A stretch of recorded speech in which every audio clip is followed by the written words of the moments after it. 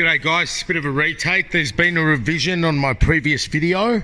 So on my previous video, I took the wire that was defective on this Subaru 2014 or whatever it is, and I soldered it to another piece.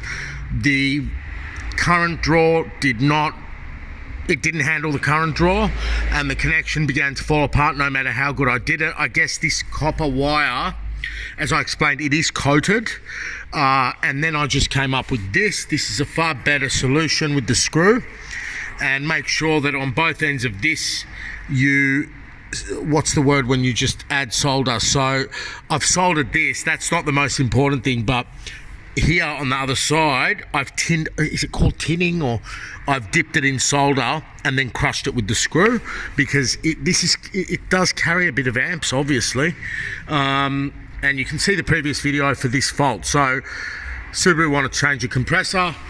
Hopefully that'll last. Of course, I did it a few months ago. It lasted a couple of months or whatever, and now I've come up with that. That's under my factory warranty. So saving the guy a compressor and a regas and all the bullshit associated with it. Hope that helps. See you later. So this is a 2014, built November. The STI I've shown in another video has a similar setup, but here just remember, you don't want to be wasting that wire or damaging it. The shorter that little wire gets at closer to there, the more likely you're going to be up for the compressor. Now, maybe the coil is available. Maybe there's people that sell the coil, but when you call Subaru, they don't. So hope that helps you guys.